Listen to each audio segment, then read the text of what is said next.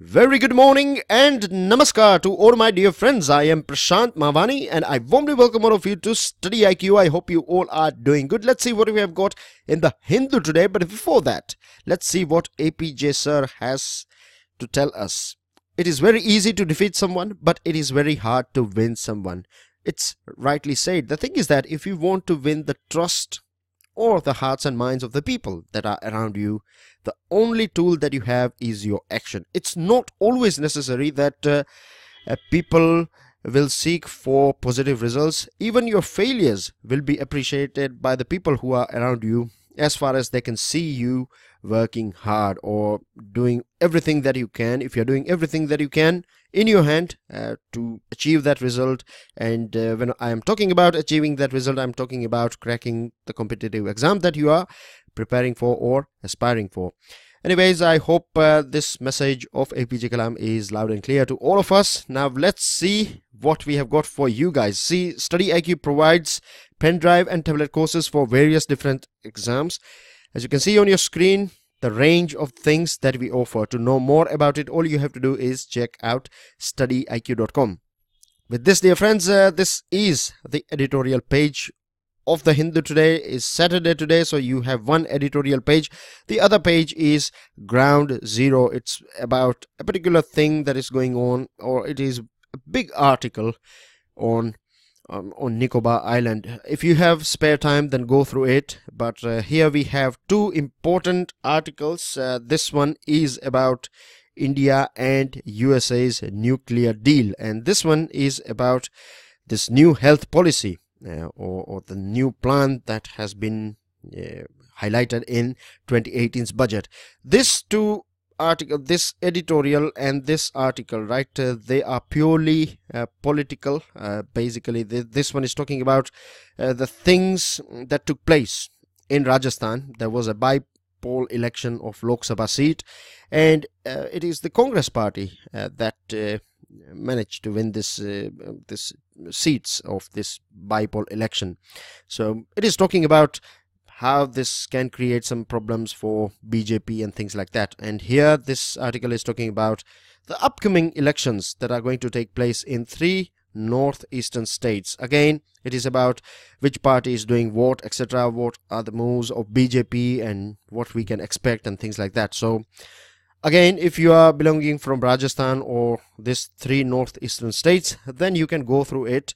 But as I told you, there are like a political commentary, not that important for you guys when it comes to your exams and things like that. Of course, for your understanding, you should go through it. It's not that you should skip all political news or articles, but you can say you can have a quick glance, right? You don't have to pay too much attention to these things as far as you are having good understanding of basic politics and things like that. Now let's focus on the first one. This is one of the most important article that we have. This is about this nuclear deal.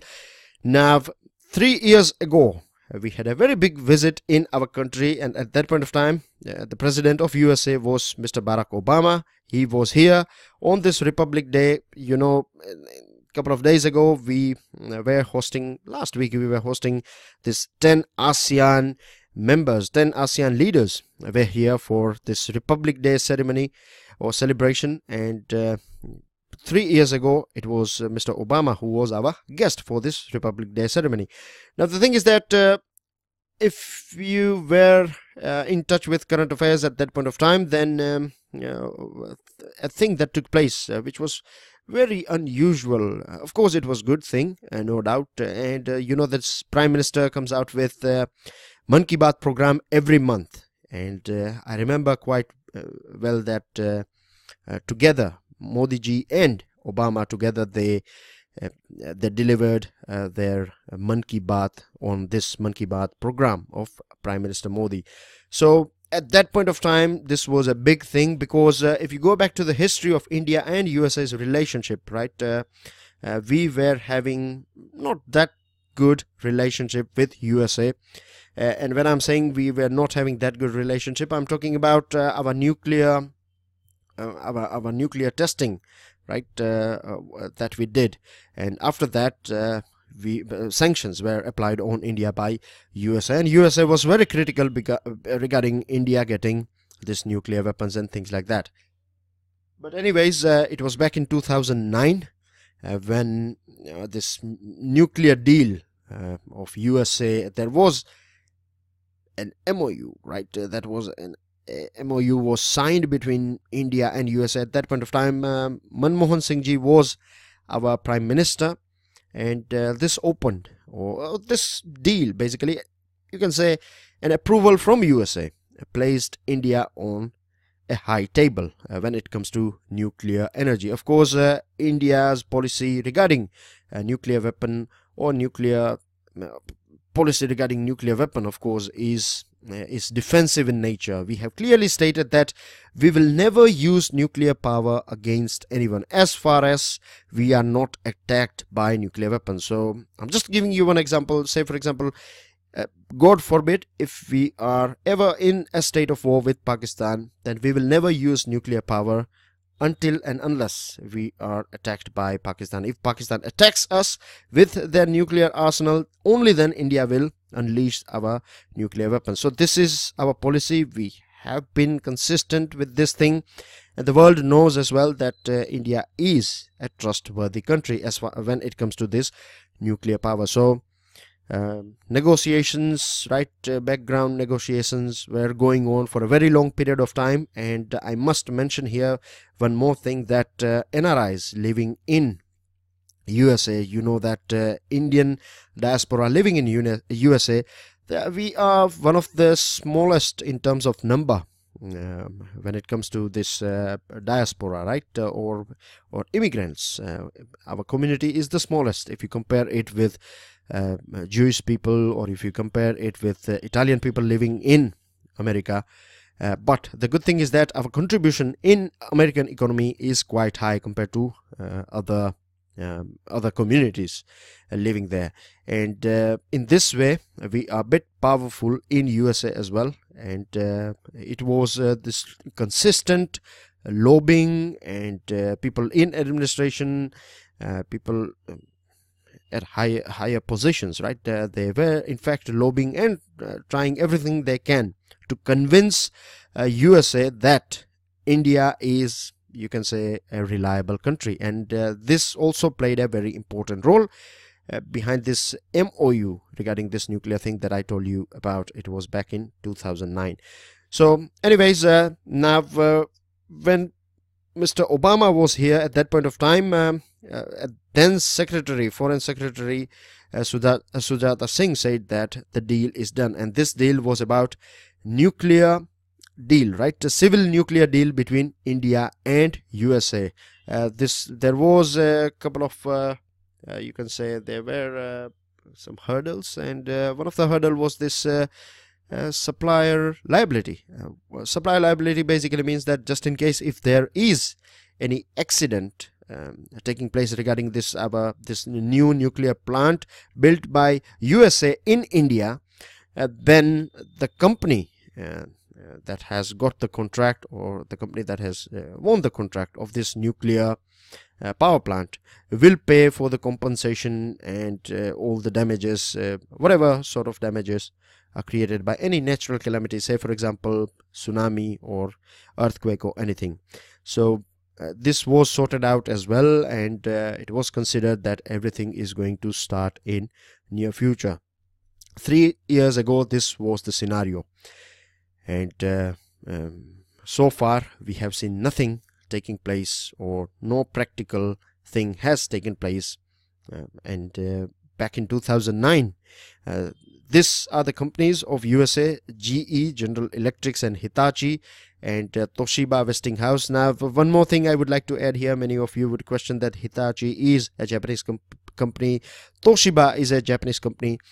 Now the thing is that Toshiba is the parent company, and all this GE or this Westinghouse, say for example, right, Westinghouse is a subsidiary of Toshiba. And the deal that we had with Japan, remember a couple of years ago, even Japan gave its green signal as far as civil nuclear energy is concerned between India and Japan. So Parliament of Japan approved this thing as well, and it was something very new for a country like Japan, and it was quite surprising for the world as well, because Japan is the only country in the world that has faced this wrath of nuclear weapons.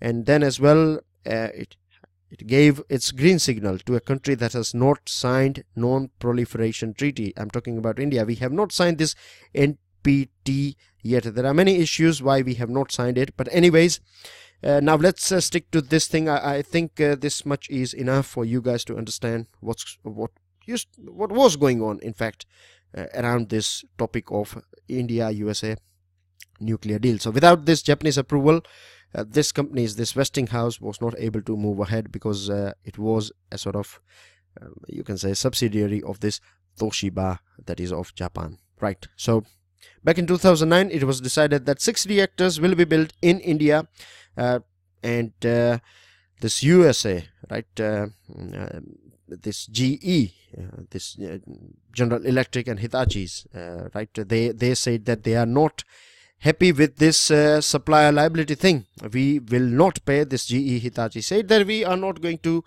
pay for any sort of damages, so sorry, we are not going to take part in this deal. But it was Toshiba Westinghouse that said that we are fine with this supplier liability thing, and let's do it. But last year, this Toshiba, basically this Westinghouse, faced a bankruptcy, right, and it is going through, in fact, or it was going through some financial problems, and because of this thing, this whole deal of India and USA's civil nuclear deal became a sort of, it came into, it became a bit more shaky. The future became more and more bleak, with this Westinghouse declaring that it has got no money at all.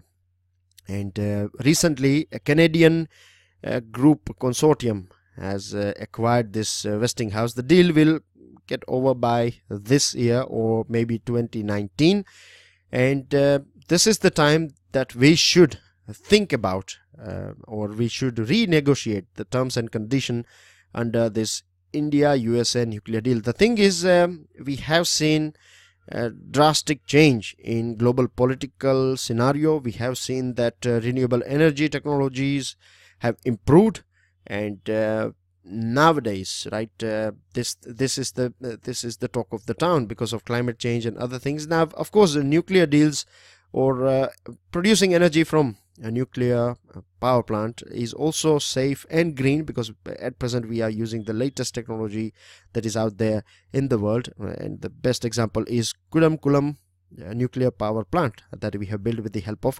Russians. So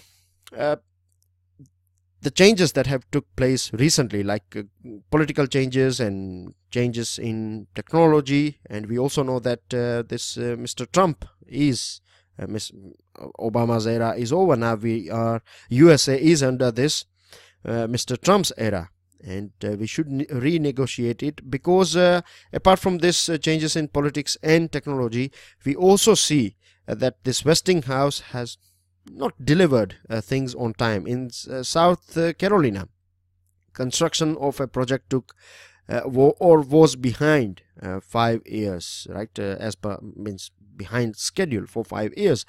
And Russian project in India as well was behind for some like 9 years. And if we say, for example, sign a deal in 2019 with this Westinghouse, then the fruits will start, means this nuclear power plant will deliver the power by 2029. So from 2009, it will, if you calculate, then we are talking about 20 years, right? 20 years. So this is a very long period for any sort of, or 10 years from now on. And this, you have this clauses that if the construction is delayed, then the prices will go up as well. So eventually it will become more expensive for us to produce nuclear energy from with the help of this USA. And this Fukushima type nuclear accident in India, right, if God forbid, if we have anything like this thing, then you have the supplier issue thing as well. suppliers liability as well, and they have clearly stated this new Canadian consortium that I was talking about with you guys. They have clearly stated that we are only going to supply reactors and components. We are not going to take this Fukushima type nuclear accidents liability. So there are many questions, and see the stand of USA's president. USA has stepped out of this Paris Agreement. Recently, during his State of the Union address, he stated that he in fact lauded this, he termed clean coal. He said that the war on this beautiful, the war on beautiful clean coal is over, and things like that. And we are also going to buy this oil and gas from America. And now we are talking about this nuclear energy, and we have also decided, India, Indian cabinet, our union cabinet approved $11 billion plan for setting up 7,000 megawatt construction of nuclear power plants, 10 Indian made pressurized heavy water reactors. So if we are going to, or if we can make it for ourselves, then there is no point of going ahead with USA. And of course, you know that when we are basically using USA's technology, then it is going to be more expensive for us, and eventually you want to be able to sell this nuclear power from this 2029 plant at 5 rupees or 6 rupees. It is going to be much higher, isn't it? So at that point of time, imagine the scenario: if a renewable energy share is going up, then this whole thing will become not feasible for business. And this is a very important figure here. So far we are producing 6,780 megawatt from nuclear energy. Very important figure for you guys. Easy to remember, 6780, right, megawatt. At present 2018, this is our current capacity, and our aim is that by 2024 we would be producing 14,600 megawatt from nuclear power plant. And this is when you add this thing with this one and a couple of other power plants, this Kudamkulam, the other, we have 6 in total. So as far as I know, 2 have reached critical state. The third one, fourth one will be followed, and then we will reach by 2024 14,600. This is our target. Now world nuclear industry as well has changed quite a bit, and if you see the share of renewable energy, right, it has gone in 2016. Global wind power output was 16%, grew by 16%, solar by 30%, but nuclear just by 1.4%. And overall, this business of nuclear power plant is going down. It is making major losses around the world. So we should take into consideration all these things that we have discussed before we give a green signal, or before we think to go ahead with this nuclear power plant, because next week we are going to see some negotiators from USA coming into our country. With this, dear friends, this is about NDA government's announcement of this Ayushman Bharat scheme, right?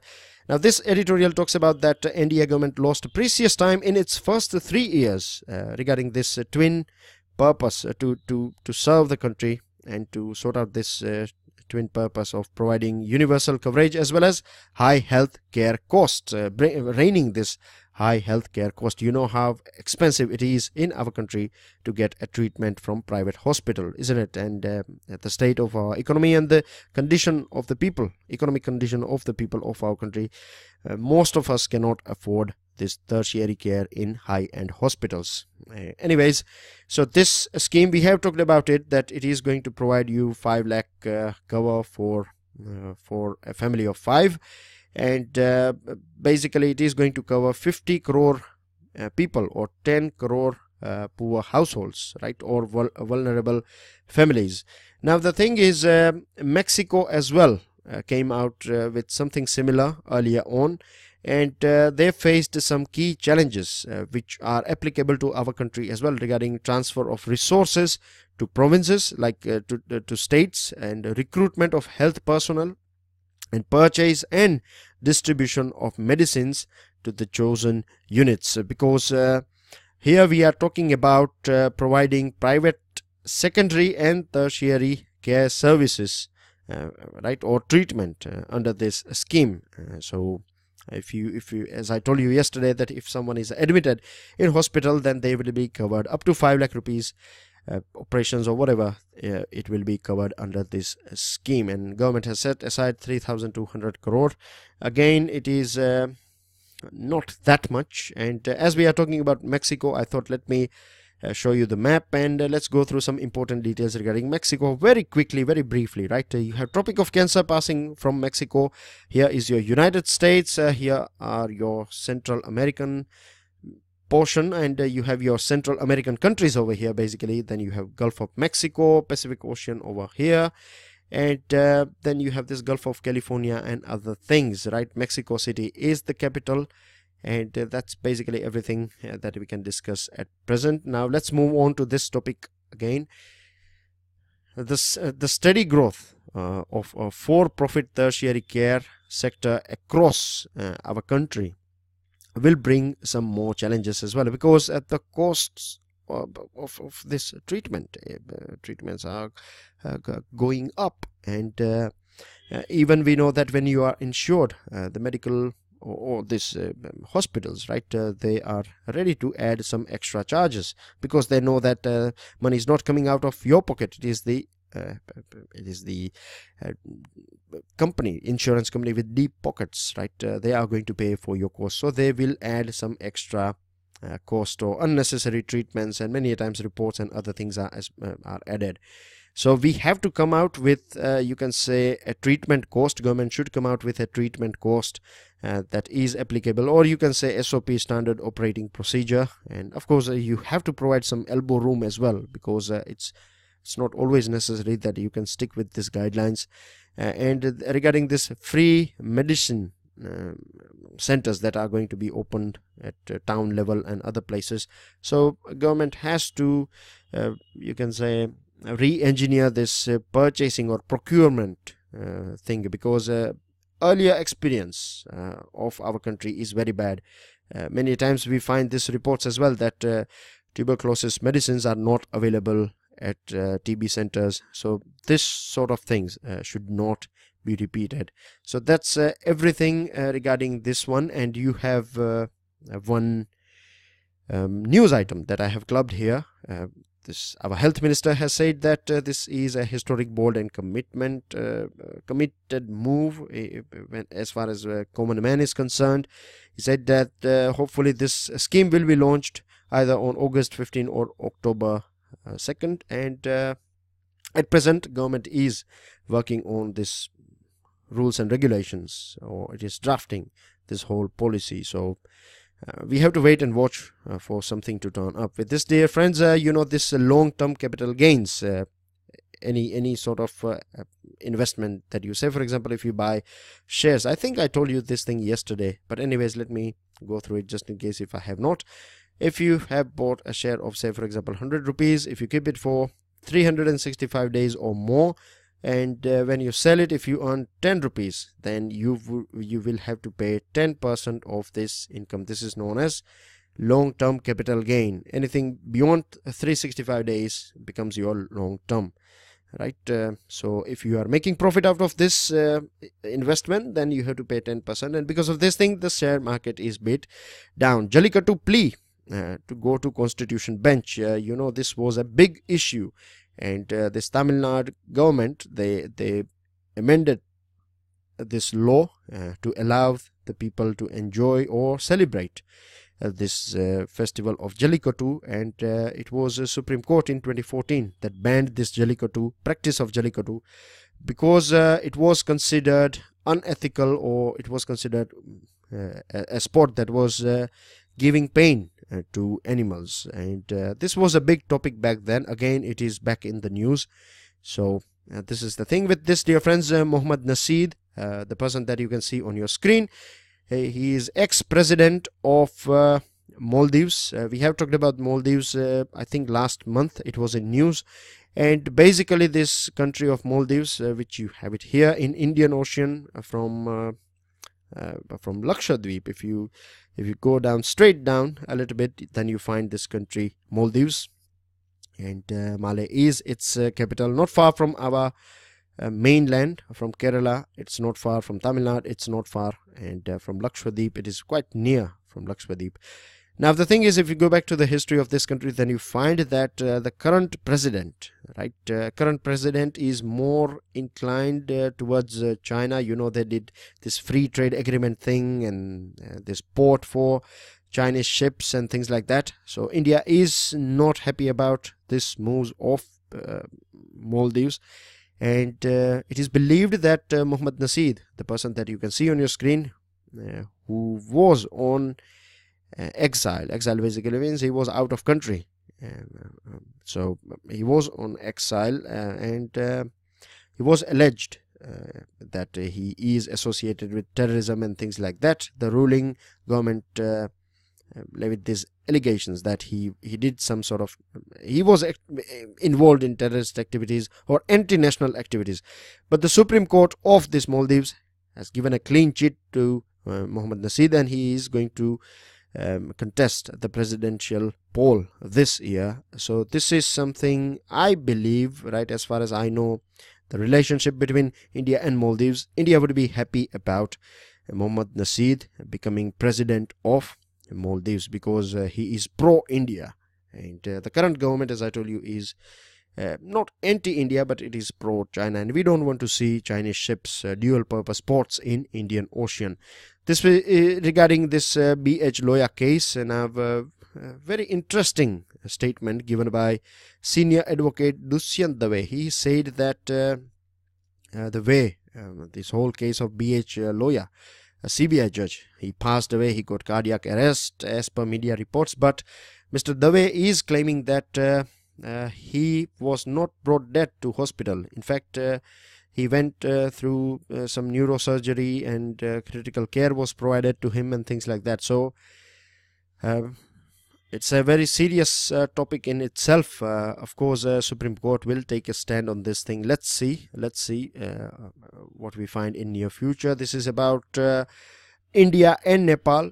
External Affairs Minister has clearly stated that India is looking forward to work with democratically elected new government of Nepal, and we have in fact announced that we are going to provide Nepal with 650 crore rupees in this budget. This was announced.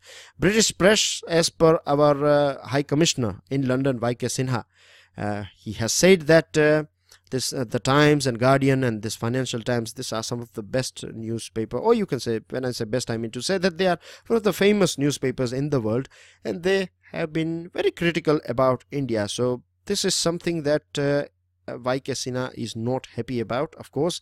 And Prime Minister Modi is going to visit Britain in April, and at that point of time we are also going to take part in this Commonwealth Heads of Government meeting. This is about foolproof e-way bill, right? You know, that's February 1st rollout of the e-way bill was taken back because of some technological glitches, and Hasmukh Atia, finance secretary, has said that in next few weeks it will be rolled back. Regarding this national telecom policy, TRAI has said that the objectives, mission and vision of this new national telecom policy should be that it should create 2 million additional jobs by 2022, and NTP will be launched by March this year. So again, we will go through it. We will find editorials and articles on this thing as well. Target 50% power from renewables. Our target for 2022 was 175 gigawatt, but we are going to cross this 200 gigawatt, which is a good news. And this Kandheri is expected to complete. It is a submarine ship which is going to complete its sea trials by the middle of this year. And then you have Karanj as well. We have talked about it in PIB, and there is a special video lecture on INS Calvary. I would recommend you guys to go through it. With this, these are your answers. This is a descriptive questions for you guys, right? Please read and reread, and then try to attempt this question, and I will give you a couple of days. Monday we will discuss about it in detail. This is our range of offerings, right? Check out StudyIQ.com to know more about it, and make sure you subscribe to our YouTube channel. Hit the notification bell. Give us your like, please. This helps us. It motivates me personally, and pass your valuable comments and answer. I'll see you all soon. Enjoy your studies. Jai Hind.